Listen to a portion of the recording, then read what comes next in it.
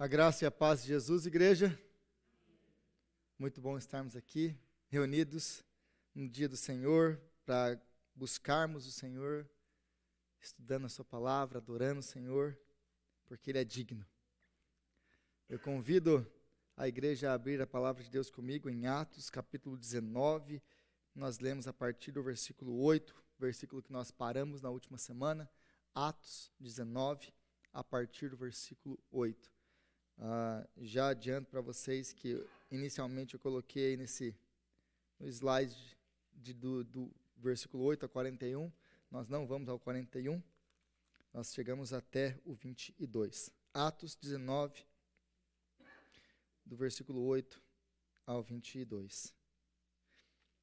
Eu creio que todos acharam, e assim diz a palavra do Senhor. Paulo entrou na sinagoga e ali falou com liberdade durante 3 meses, argumentando convincentemente acerca do reino de Deus.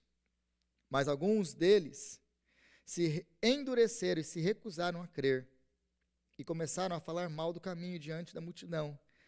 Paulo, então, afastou-se deles, tomando consigo os discípulos, passou a ensinar diariamente na escola de Tirano. Isso continuou por 2 anos, de forma que todos os judeus e os gregos que viviam na província da Ásia ouviram a palavra do Senhor. Deus fazia milagres extraordinários por meio de Paulo, de modo que até lençóis e aventais que Paulo usava eram levados e colocados sobre os enfermos. Estes eram curados de suas doenças e os espíritos malignos saíam deles. Alguns judeus que andavam expulsando espíritos malignos tentaram invocar o nome do Senhor Jesus sobre os endemoniados, dizendo: em nome de Jesus, a quem Paulo prega, eu lhes ordeno que saiam. Os que estavam fazendo isso eram os 7 filhos de Seva, um dos chefes dos sacerdotes dos judeus. Um dia, o espírito maligno lhes respondeu: Jesus eu conheço, Paulo eu sei quem é, mas vocês quem são? Então o endemoniado saltou sobre eles e os dominou, espancando-os com tamanha violência que eles fugiram da casa nus e feridos. Quando isso se tornou conhecido de todos, os judeus e gregos que viviam em Éfeso, todos eles foram tomados de temor, e o nome do Senhor Jesus era engrandecido. Muitos dos que creram vinham e confessavam, declaravam abertamente as suas más obras. Grande número dos que tinham praticado o ocultismo reuniram seus livros e os queimaram publicamente. Calculando o valor total, chegou a 50.000 dracmas. Dessa maneira, a palavra do Senhor muito se difundia e se fortalecia. Depois dessas coisas, Paulo decidiu no Espírito ir a Jerusalém, passando pela Macedônia e pela Acaia. Ele dizia: depois de haver estado ali, é necessário também que eu vá visitar Roma. Então, enviou a Macedônia 2 dos seus auxiliares, Timóteo e Erasto, e permaneceu mais um pouco na província da Ásia. Palavra de Deus. Senhor, nós te louvamos pela sua palavra. Te agradecemos pelo privilégio, pela liberdade que nós temos de abri-la, lê-la, estudá-la e expô-la. Agora pedimos ao Senhor graça. Graça, Pai, a mim, que tenho a responsabilidade, ó Deus, de expor essa palavra maravilhosa. Mas nenhum homem, Pai, é capaz de fazer isso. Então eu te peço graça. E que as palavras da minha boca venham glorificar o teu santo nome. Que as palavras da minha boca, Pai, venham ser cheias, venham encher a minha boca, Deus, com aquilo que está no seu coração, por o coração do teu povo, da tua igreja. E que o Senhor venha, Pai, abrir o coração, a mente, o entendimento dos teus filhos, das tuas filhas, para que a tua palavra venha alcançar aquilo que ela foi designada para fazer hoje aqui. E que em tudo isso, o teu nome seja glorificado. É o que nós pedimos, oramos, em nome de Jesus. Amém. Então, na última semana nós começamos a ver Paulo em Éfeso. Paulo, ele sai de Corinto, ele chega em Éfeso.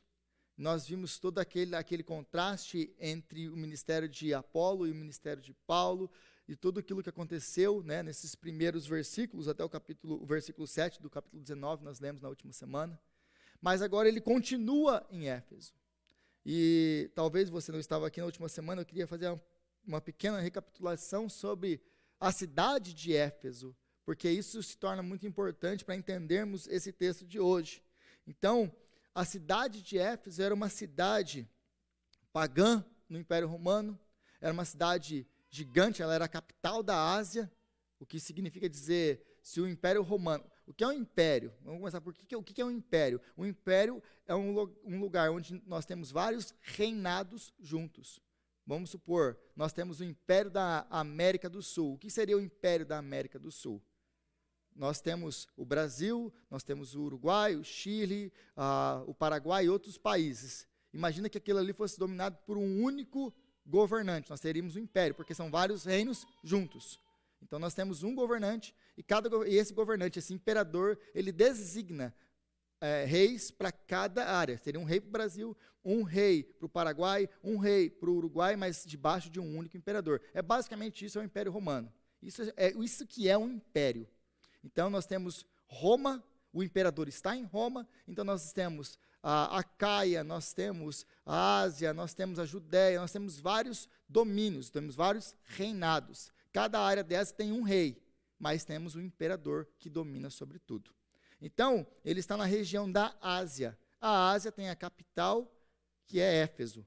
Agora, Éfeso é uma cidade muito importante, é uma cidade mais importante da Ásia, e ela é muito conhecida por várias coisas. Primeiro, porque é uma cidade muito importante, uma cidade muito rica, mas uma cidade afundada no ocultismo e na feitiçaria. É uma cidade conhecida pelas suas práticas de magia negra, de invocação de espíritos, de encantamentos. Se Corinto era a capital da imoralidade, agora Éfeso é a capital do ocultismo. Então, todo tipo de invocação, encantamento, Éfeso era centrado nessas coisas. Então, as pessoas que estavam ali, existia muita abertura para todo tipo de pessoa que se envolvesse com esse tipo de coisa na cidade de Éfeso, como o texto aqui vai deixar muito claro para nós. Agora, por ser uma cidade pagã, como todo o Império Romano era pagão, existiam vários deuses e deusas. Contudo, Éfeso era famosa pela deusa Diana, ou a deusa dos Efésios. Então, Diana tinha um templo, como disse na última semana, que o templo dela era 4 vezes maior do que o Panteão na cidade de Atenas. Então, era uma obra impressionante da arquitetura antiga. Então, Éfeso é esse centro para o ocultismo. E é nessa cidade que o apóstolo Paulo decide passar ali 3 anos do seu ministério. E é nessa cidade, e é essa cidade que Deus vai transformar. E a partir de Éfeso, ele vai transformar toda a região da Ásia, como o texto aqui deixa bem claro. Mas se você voltar comigo para o versículo 8, Paulo entrou na sinagoga e ali falou com liberdade durante 3 meses, argumentando convincentemente acerca do reino de Deus. É interessante que esse versículo 8, em grego, ele separa essas coisas que a NVI aqui juntou. Ele vai falar, vai separar em 3 coisas que o apóstolo Paulo fazia quando ele entrava. E é interessante que ele passa 3 meses na sinagoga pregando, o que geralmente não acontecia, porque a galera batia nele rapidinho antes disso. 3 meses é um tempo recorde. Então, eles até que toleraram bastante ele. Então, ele fica ali 3 meses pregando, e é importantíssimo isso. O que ele pregava? Ele pregava ousadamente. A segunda palavra, a melhor tradução seria dissertando. O que é fazer uma dissertação? Quando você está fazendo o seu mestrado, seu doutorado, você faz uma dissertação, você apresenta uma dissertação, uma tese final. E nessa tese você quer provar um ponto que vai ser defendido por você. E vai ser debatido pelos seus professores. Os professores não vão apenas engolir aquilo que você falou, você vai ter que dar provas daquilo que você está falando e que aquilo que você está falando é certo. Então, o que Paulo está fazendo aqui, ele está pregando a palavra de Deus ousadamente. Ele não tinha medo das consequências, em primeiro lugar. A segunda coisa é que ele estava dissertando sobre a palavra de Deus, que é apresentando uma tese. Qual a tese? Que Jesus é o Messias. Então nós vemos isso em todo o livro de Atos. O apóstolo Paulo ele vai sempre provar, através das Escrituras, que Jesus é o Messias. Nós vimos isso na semana passada com o Apolo também. A partir do Antigo Testamento, eles olham para o Antigo Testamento e provam. Nós estamos provando para vocês que Jesus cumpriu todas as promessas que Deus fez para os nossos pais. Aí a última coisa que ele vai fazer é persuadir. Uma vez que você apresentou uma tese, uma vez que a sua tese é sólida, uma vez que você tem uma base de argumentação sólida, você vai convencer as pessoas, ao ponto de elas não terem mais argumentos contra você. Que é isso que acontece no versículo 9. Eles não têm mais argumentos contra a tese que ele está apresentando. Então eles partem para outra coisa, que é o que sempre acontece com Paulo. Já que a gente não te vence na palavra, a gente vai te vencer na porrada. Porque a gente é mais do que você. Então aí vai ser pedrejado, vai bater, vai ser açoitado, e todo tipo de coisa que ele está acostumado. Já era vida comum para ele. Mas o importante de tudo aqui é sobre qual é o tema. Porque ele está falando ousadamente, dissertando e persuadindo sobre um tema. E qual o tema? A palavra de Deus. O Messias. O reino de Deus. Então isso aqui é muito importante, porque isso aqui, o versículo 8, vai dar base para o que vem depois. Porque a palavra de Deus vai transformar, vai mudar, vai fazer milagres extraordinários na cidade de Éfeso, essa cidade afundada no ocultismo. Agora, no versículo 9, diz que alguns deles se endureceram e se recusaram a crer, e começaram a falar mal do caminho diante da multidão. Paulo, então, afastou-se deles, tomando consigo os discípulos, e passou a ensinar diariamente na escola de Tirano.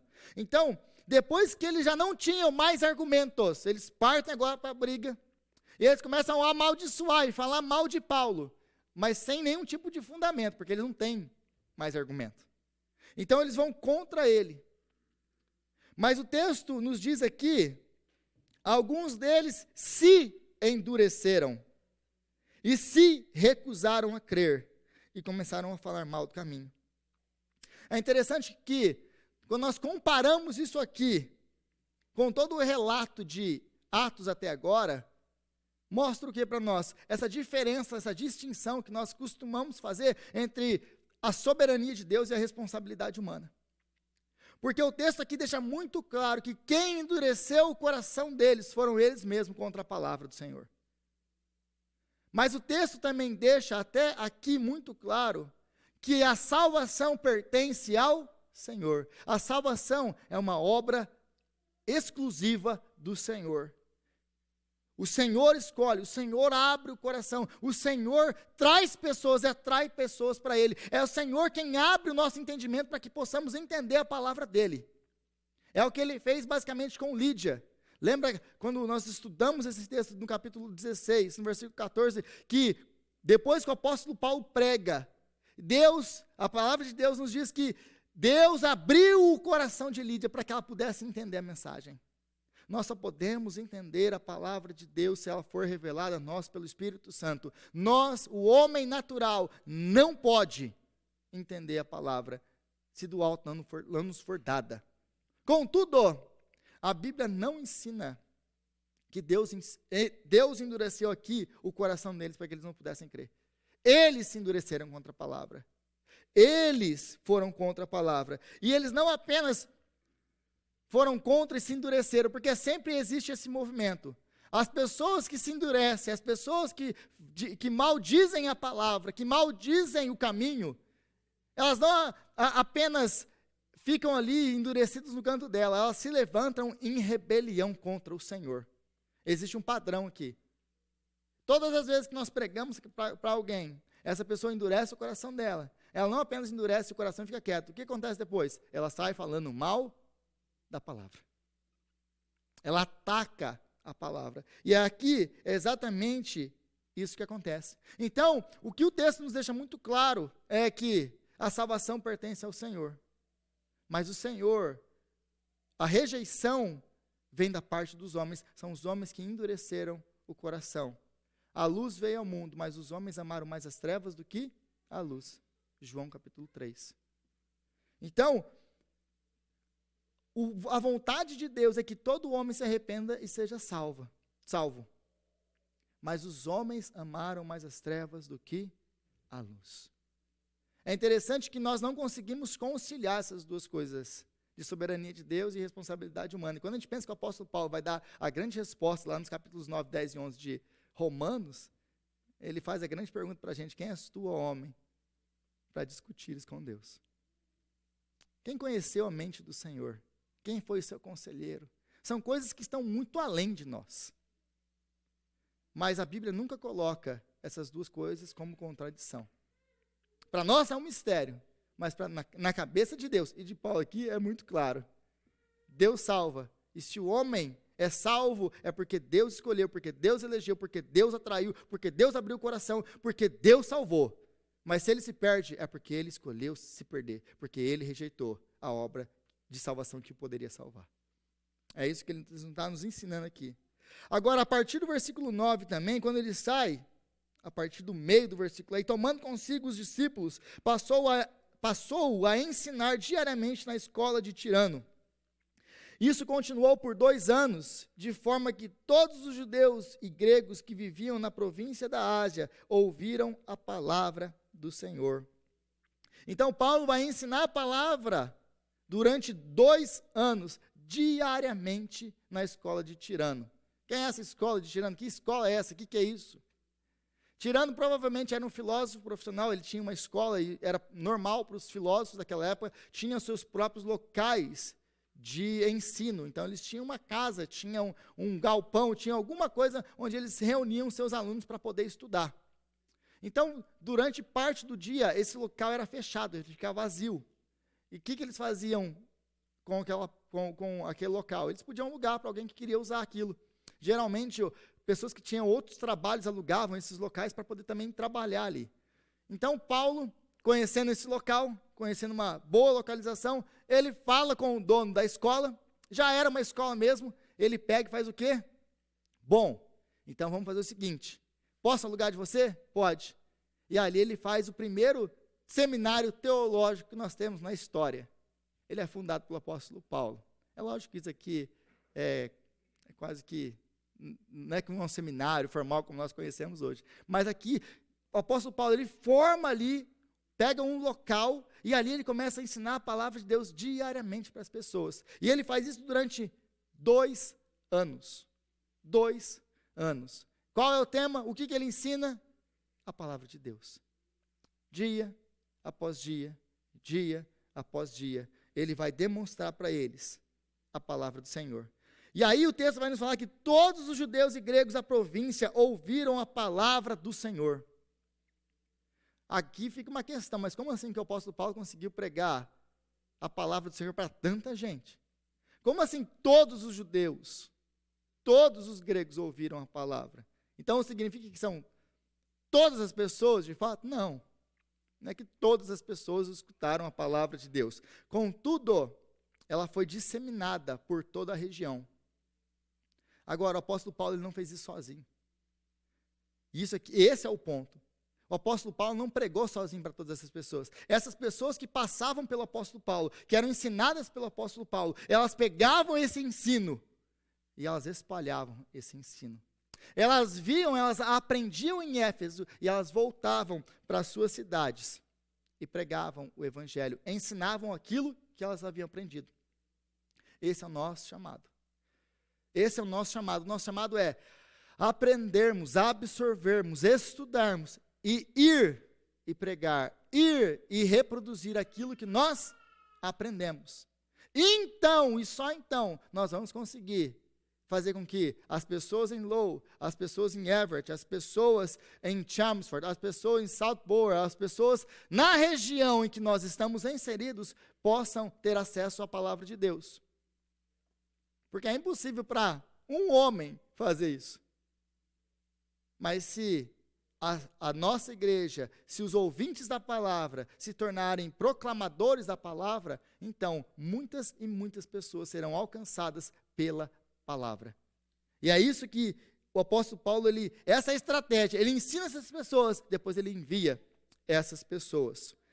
E o que vai transformar a vida das pessoas é a palavra, e não as nossas opiniões. Repare que o apóstolo Paulo, ele reúne essas pessoas por 2 anos para ensinar a palavra. É sempre, no livro de Atos, você vai sempre vendo isso. O reino de Deus, a palavra sobre o Messias, são todas coisas que estão conectadas. Ele não está ali reunindo as pessoas para ensinar filosofia, ele não está ali reunindo pessoas para ensinar aquilo que ele acha legal, as suas opiniões. O apóstolo Paulo, ele tinha um centro de ensino, ele tinha um centro de mensagem, é a palavra de Deus. O nosso dever como igreja, o nosso dever como cristãos, é proclamar a palavra de Deus e não as nossas opiniões. A sua opinião é tão boa quanto qualquer outra pessoa, porque não tem distinção.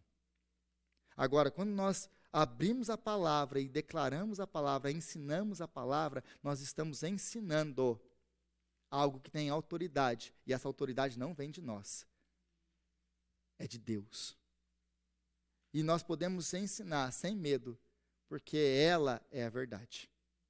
Porque se você tentar ensinar suas opiniões, mais uma vez, se eu chegar aqui para começar a falar para vocês aquilo que eu acho, aquilo que eu acredito, aquilo que eu penso, você levanta e vai embora.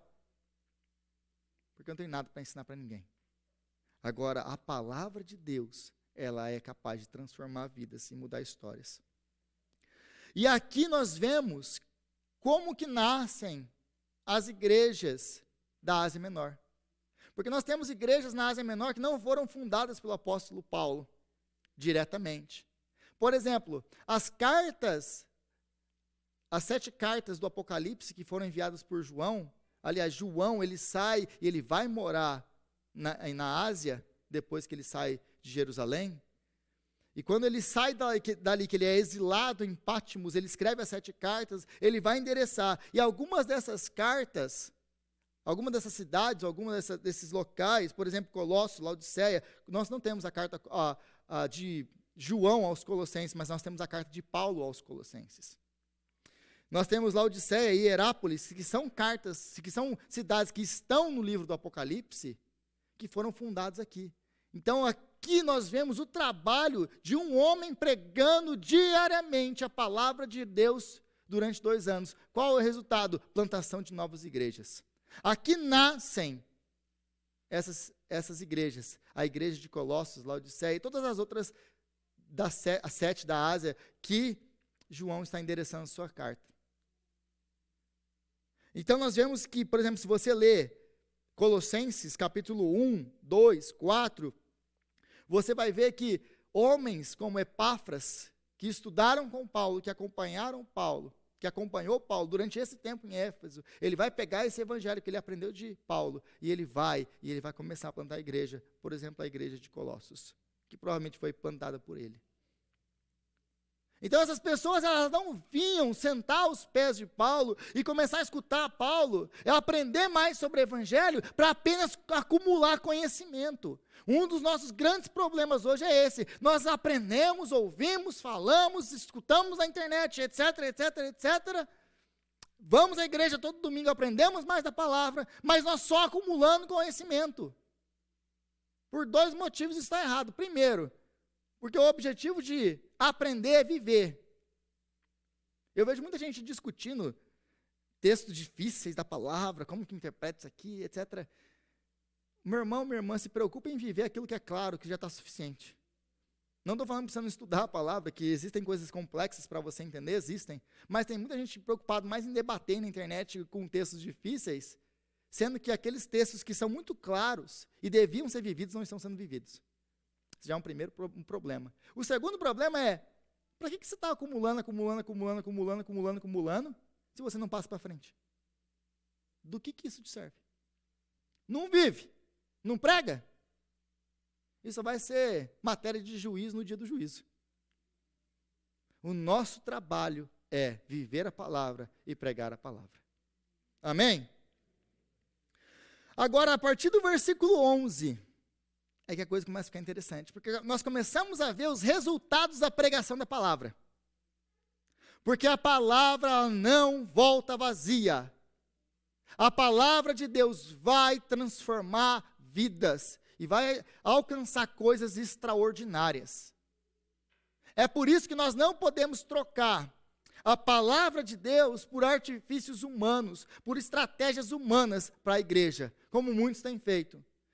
Para encher a igreja a gente tem que colocar uma fumaça aqui e fazer uns negócios, e a gente tem que adotar isso e aquilo, porque os coaches de crescimento de igreja agora falaram que a gente tem que fazer isso. Não. O que nós temos que fazer, igreja, é pregar a palavra com fidelidade. E a palavra de Deus, lembre-se que o nosso chamado é sermos fiéis e não frutíferos.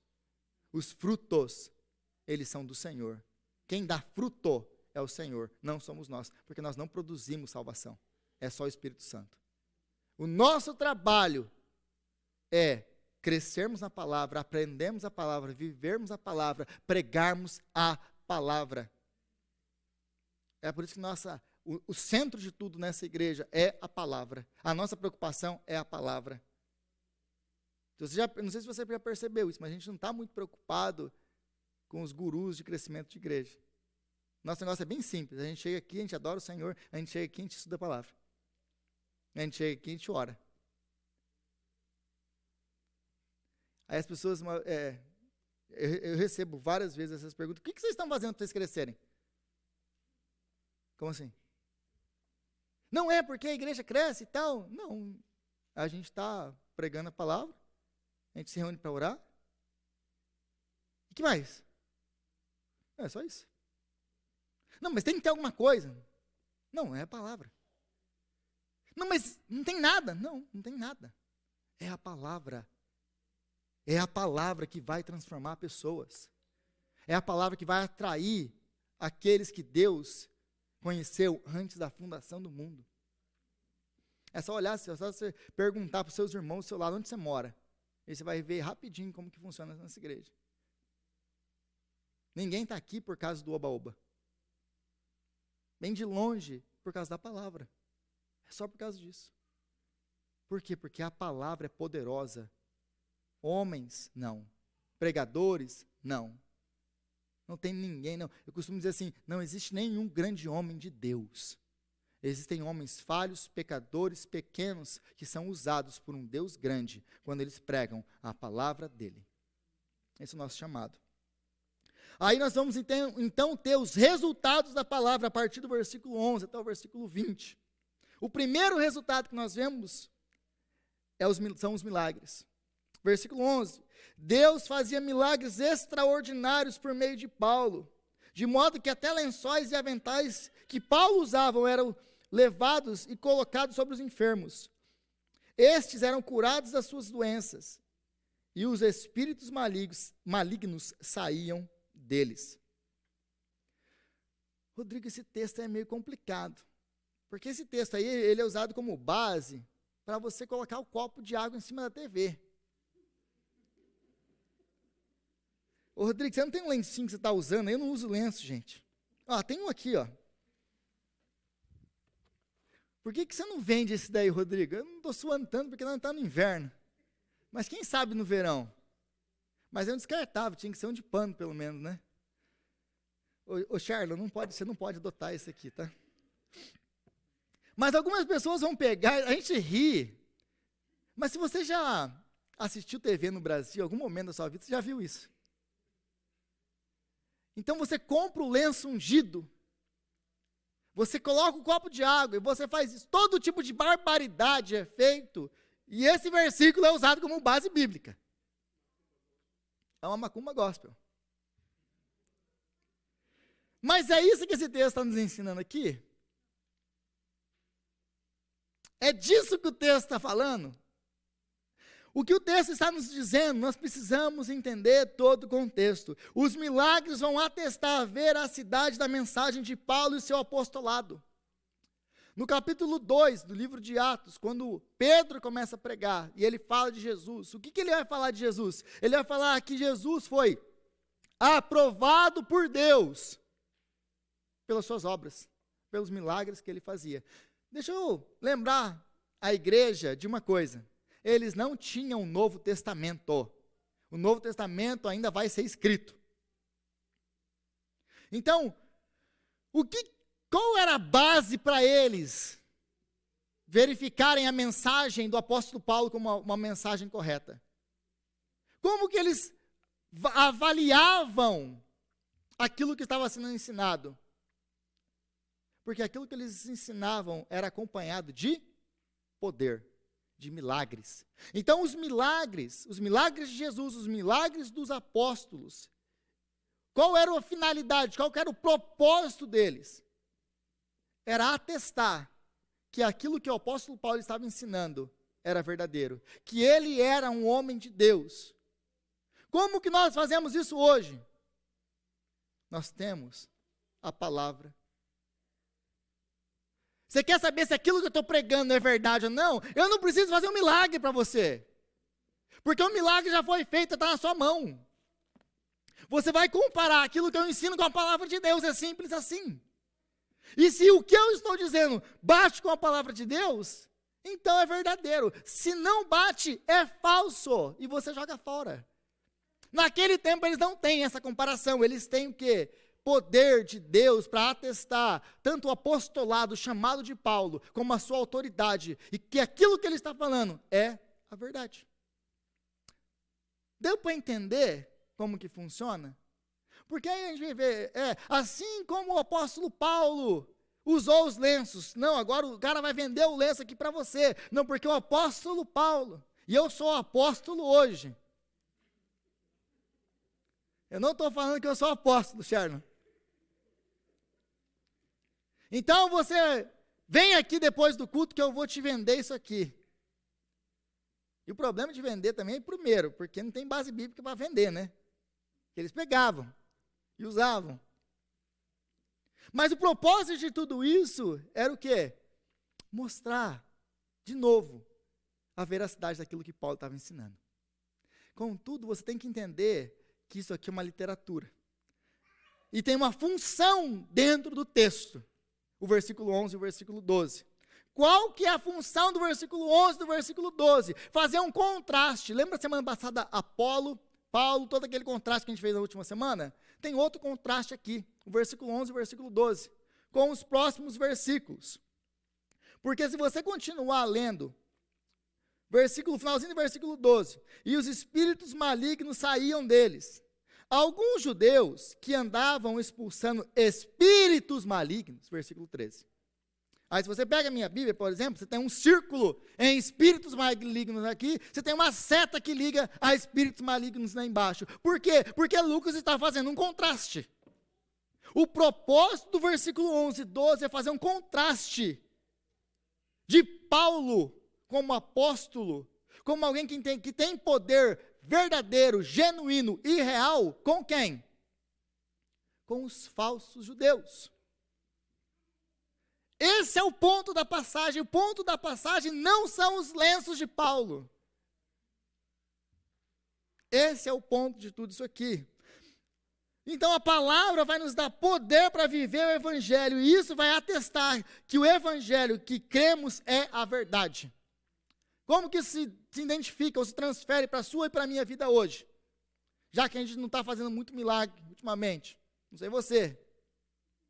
Mas para mim, o viver debaixo da orientação, o viver em obediência é um milagre extraordinário na minha vida. Dado quem eu sou. Então, como que isso transfere para você, para a sua e para a minha vida hoje?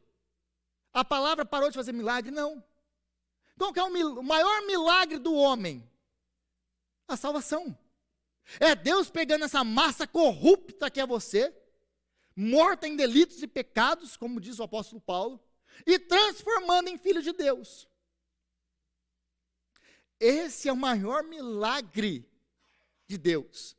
O milagre de Deus o maior milagre de Deus não é o cego ver, o coxo andar, os demônios serem expulsos. O maior milagre de Deus é você estar sentado aí hoje.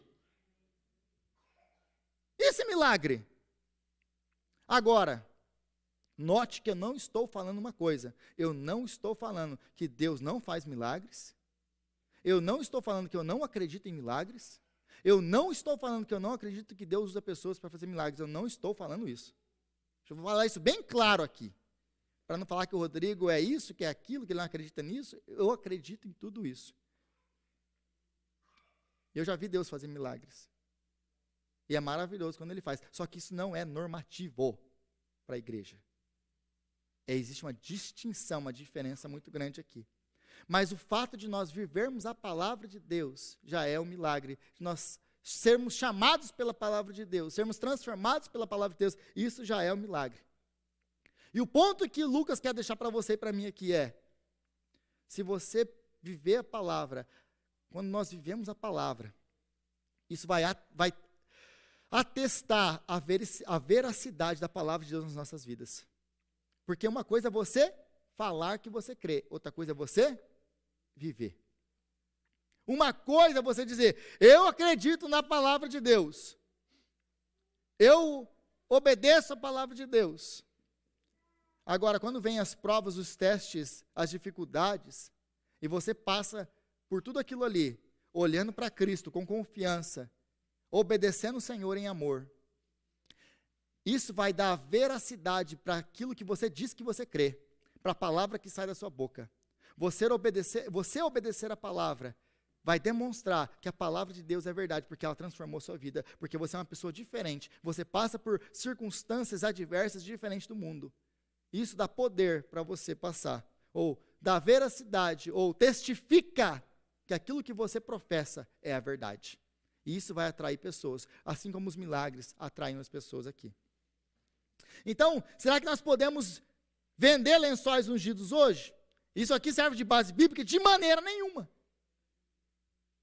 Eu não estou falando mal de ninguém aqui. Eu estou expondo práticas e interpretações erradas da Bíblia. Apenas isso. Note que eu não falei o nome de ninguém. Mas nós precisamos entender o contexto de tudo isso aqui. Existe um contraste. Lucas está querendo fazer um contraste. Com quem? O poder de Paulo para expulsar demônios, para fazer milagres, e esses falsos judeus, que não podiam fazer esses milagres. Porque no versículo 13, então, a partir do versículo 13 ao 16, diz assim, então alguns judeus que andavam expulsando espíritos malignos, tentaram invocar, e essa palavra que é muito importante, tentaram invocar o nome do Senhor Jesus sobre os endemoniados, dizendo, em nome de Jesus a quem Paulo prega, eu lhes ordeno, saiam. Os que estavam fazendo isso eram 7 filhos de Seva, um dos chefes dos sacerdotes dos judeus. Então note aqui que ele não é crente, ele não é cristão. E aliás, provavelmente esse cara nem era chefe dos sacerdotes, coisa nenhuma. Porque não tem nenhum nome dele nos escritos antigos, no que nós temos da antiguidade, não tem nenhum tal de Seva lá no meio. Então provavelmente era um pseudo chefe dos sacerdotes. O espírito maligno lhes respondeu, Jesus eu conheço, Paulo eu sei quem é, mas vocês quem são? E leiam nos caras. O que isso aqui está ensinando? Primeira coisa, eles não têm autoridade espiritual, eles não são crentes, eles são judeus. Esses judeus não eram crentes. Eles queriam usar Jesus como um feitiço, um encantamento, como mágica. É por isso que essa palavra aqui, invocar, é muito importante. Agora, o contexto da cidade vem à tona agora. É muito importante você lembrar aonde que eles estão. Eles estão em Éfeso. Éfeso era conhecida por esse tipo de coisa. Então, eles estão em Éfeso, porque Éfeso acolhia todo tipo de barbaridade dessa. E aí as pessoas queriam lá, porque lá é a cidade do encantamento, da feitiçaria, da mágica. Então, lá, eles queriam invocar. Por quê? Eles provavelmente conheceram Paulo e viram Paulo fazer milagres. E viram Paulo expulsar demônios. Agora, note o que vem antes. Versículo 11 e versículo 12. Lucas quer deixar isso bem claro para você. Eles conheciam as histórias dos lenços. Eles sabiam que eles pegavam apenas os lenços de Paulo e jogavam nos caras, os espíritos iam embora. Paulo não falava uma palavra, Paulo não estava nem lá. E aí eles conheciam os ensinos de Paulo. Ele falava sobre um tal de Jesus. Então, na cabeça desses caras, o que eles pensam que Jesus é? É um nome de encantamento. Aí eles querem invocar o nome do Senhor Jesus, como se fosse um passe de mágica. O problema é que isso não funciona assim. E os demônios vão mostrar uma lição bem prática para eles que não funciona assim. Então, nós precisamos de autoridade espiritual, é isso que eles não entendiam. Nós não controlamos Jesus, nós não usamos Jesus como se fosse um amuleto para expulsar demônio. Nós precisamos de autoridade espiritual, e a autoridade espiritual é conquistada. Você tem autoridade espiritual, como? Como que você cresce em autoridade espiritual? Com disciplinas espirituais. Quais são as disciplinas espirituais? Oração, jejum, conhecimento Bíblia, palavra de Deus. Então os demônios, eles sabem muito bem. Bom, Jesus eu conheço. Ai, como eu conheço ele. É interessante que no grego, ele usa palavras distintas para dizer que ele conhece Jesus e conhece Paulo. A palavra conhecer, para Jesus, é uma palavra de profundidade. Eu conheço Jesus. E eles conhecem Jesus. Agora, Paulo, bem sei quem é. Mas e vocês? Quem são? O demônio entendia uma coisa. Tudo que Paulo fazia, ele fazia pela autoridade de Jesus Cristo, não era pela autoridade dele. Mas Paulo tinha essa autoridade. Agora, esses homens não. Então, se Paulo estivesse aqui, eu obedeceria a ele. Agora, vocês não têm autoridade, intimidade e poder para fazer nada. Deixa eu ensinar uma coisa para vocês sobre autoridade. E lenha nos caras. Aí eles vão ser espancados, os 7, e vão fugir. Envergonhados, nus e feridos. Agora, a partir de tudo isso, lembra que existe um contraste, então. Paulo, ele expulsa demônios, ele cura pessoas, e ele não precisa nem estar lá. Agora, esses homens, eles não têm essa autoridade, não têm esse poder, porque eles não são servos de Jesus, porque eles não conhecem Jesus. Depois disso, a partir do versículo 17, então, até o versículo 22, ele vai nos dar mais 4 coisas que a palavra vai alcançar.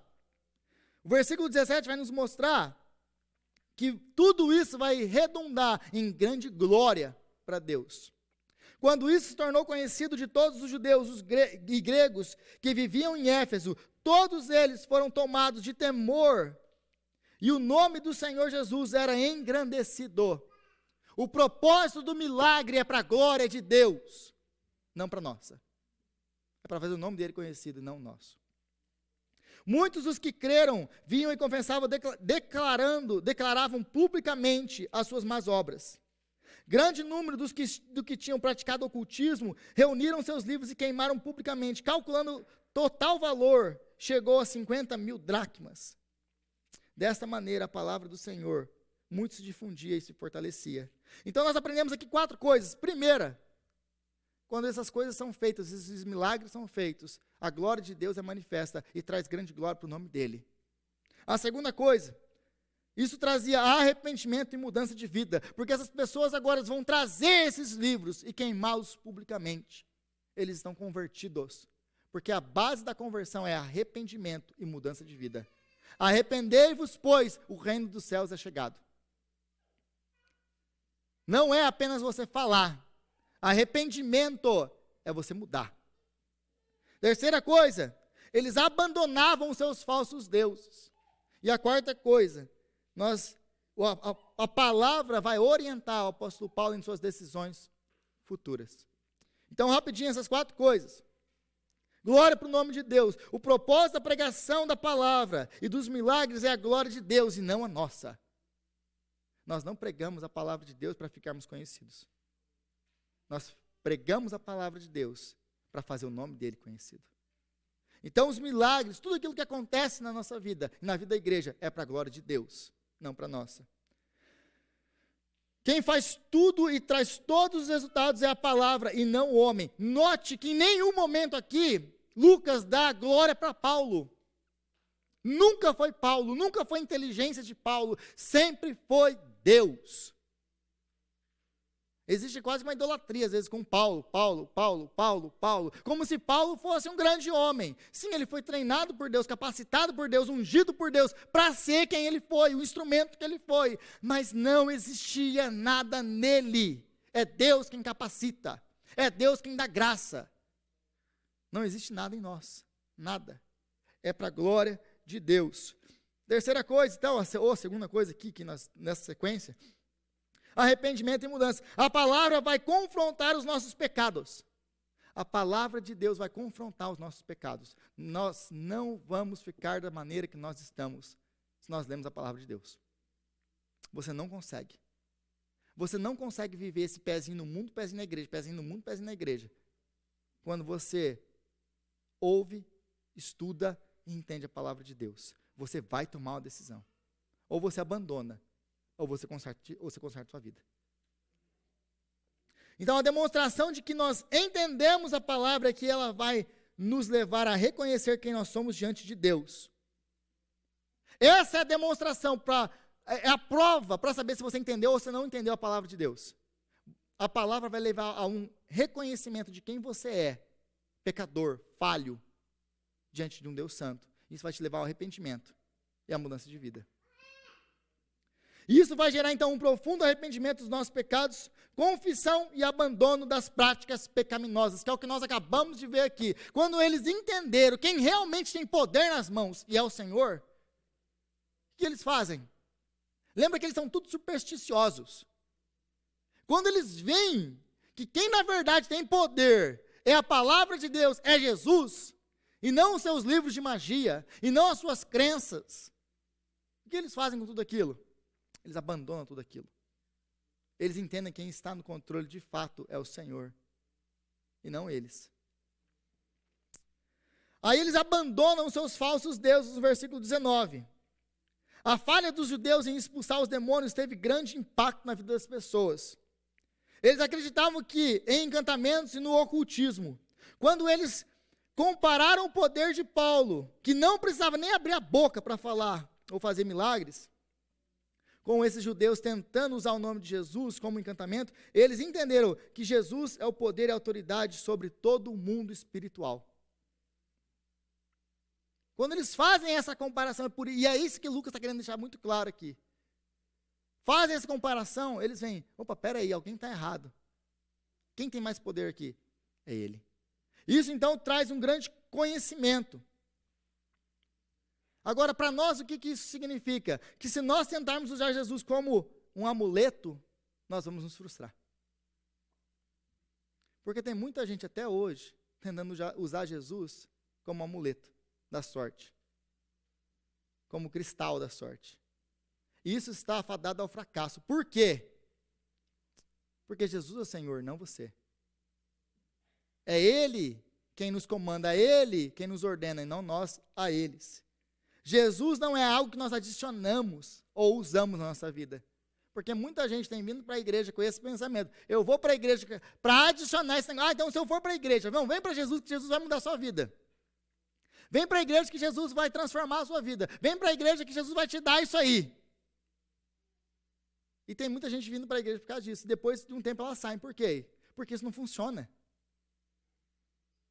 Porque Jesus não é um amuleto. Jesus não é uma coisa que você adiciona já a uma vida próspera.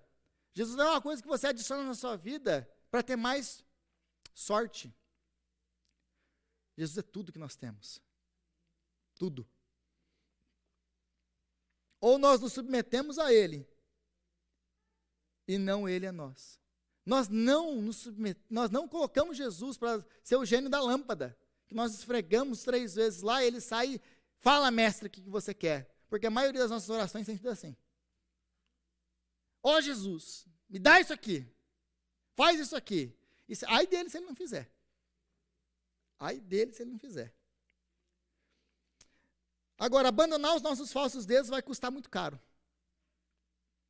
Porque a gente vê aqui, 50 mil dracmas. Eu vou fazer uma conta, eu fiz uma conta bem rápida aqui para você, porque isso aqui é basicamente uma dracma é um dia de trabalho de um trabalhador comum.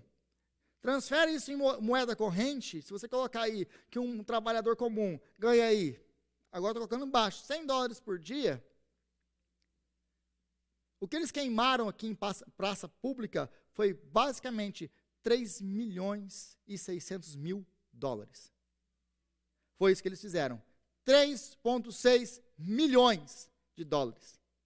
E a gente pensa numa quantidade muito grande de livros que eles queimaram. Não. Esses tipos de livros eram muito caros.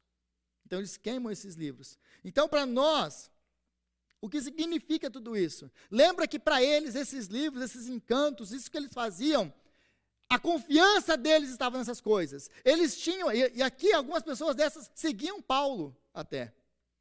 Eles tinham esses livros guardados em casa e com encantamentos. E esses encantamentos garantiam para eles o quê? Boa sorte, prosperidade financeira e todas aquelas outras coisas que eles queriam, que eles amavam, que eles gostavam, que eles dependiam. Então eles pensavam que eles controlavam o futuro deles e a sorte deles a partir desses encantamentos. Quando eles encontram com o verdadeiro poder, eles entendem uma coisa, que é Jesus, que tem tudo na palma das mãos. Então o fato deles virem queimar esses livros em praça pública, era o fato de reconhecer que quem controla, quem domina na minha vida, e a minha confiança está no Senhor, e não mais nessas coisas. É uma troca de senhorio. Eles estão abandonando os seus falsos e velhos deuses, e agora eles entendem que só existe um Deus, um soberano, que cuida deles. Agora, a confiança deles está no Senhor, e não mais nos encantamentos que eles conheciam. É um abandono da sua velha confiança.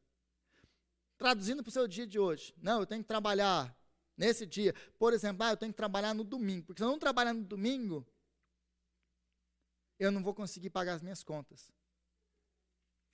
E eu sei que existem vários casos, gente. Eu sou imigrante, estou aqui faz 12 anos. Eu sei que existem vários e vários casos.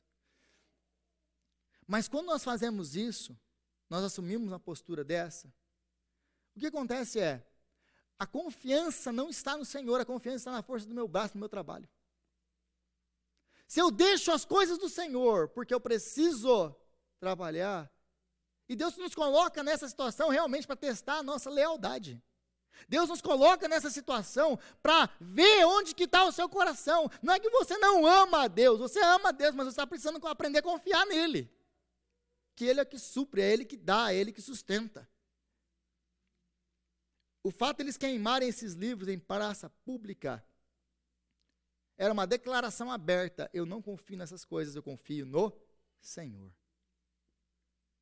Muitas vezes Deus vai nos colocar em situações que nós vamos precisar queimar os nossos deuses.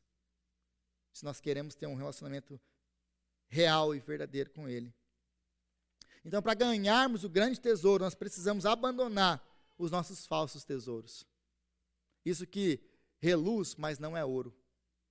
Para ganhar o grande tesouro, a pérola de grande valor, como disse Jesus, nós precisamos abandonar essas outras pérolas que são falsas e que não têm valor nenhum. Abandonar a nossa confiança em nós mesmos, nas coisas desse mundo, para confiar completamente em Deus. Nós somos chamados para confiar em Deus e não em nós. É nele e não em nós. E o quinto e último lugar, isso tudo vai nos dar orientação e direção para o futuro. Porque a partir do versículo 21 e 22, o apóstolo Paulo agora discernindo no Espírito que ele precisava ir para Roma. Ele decide agora, ele vai voltar para Jerusalém, ele vai visitar a igreja lá, e ele pensa que ele vai para Roma. Não é bem assim que vai acontecer, ele vai para Roma, mas ele vai em algemas. Porque agora ele vai voltar, ele vai ser preso, como nós vamos ver, e vai testemunhar. E ele vai converter ali, Deus vai usar para converter toda a guarda real, mas em cadeias. Porque daqui para frente a coisa muda. Ele andou um pouquinho livre aqui, saiu de Atenas, saiu de Corinto, vai sair meio batido aqui de Éfeso, e daqui para frente a coisa começa a descer. Esse que foi o ápice do ministério de Paulo. Agora, daqui para frente, ele começa a enfrentar a perseguição ferrenha. Então, a palavra de Deus, iluminada pelo Espírito, vai nos instruir em nossas decisões e estratégias futuras. Deus não nos deixou sem orientação, nós temos a palavra dele. Ah, Rodrigo, como que eu sei a vontade de Deus para a minha vida? Leia a Bíblia. Não vem perguntar para mim. Leia a palavra de Deus. Agora, se você tiver com um problema na palavra, Rodrigo, não estou entendendo isso aqui. Aí a gente pode conversar, porque você está lendo a palavra. Eu não sou guru gospel. Não sou. Eu não tenho uma bola de cristal lá, porque às vezes a gente pensa que pastor é isso, né? A gente pensa que, vocês pensam às vezes que, olha, o Rodrigo vai ter uma revelação na palavra de Deus lá, ó. Senhor, qual é a palavra? Fala comigo. Ô Senhor, que Deus nos dê graça para viver a palavra dele. E entender, levar com seriedade as coisas do Senhor. Porque a palavra de Deus, ela vai te instruir, ela vai te transformar, ela vai te auxiliar, a palavra de Deus vai te orientar, a palavra de Deus vai te dar graça para você viver, a palavra de Deus vai te dar poder para você viver. Tudo é a palavra de Deus. Nós precisamos da palavra de Deus. Amém? Senhor, nós te agradecemos pela sua palavra, que faz tudo isso nas nossas vidas. E pedimos ao Senhor, ó Pai, que o Senhor venha nos dar graça, para não ser apenas ouvintes, mas praticantes da sua palavra.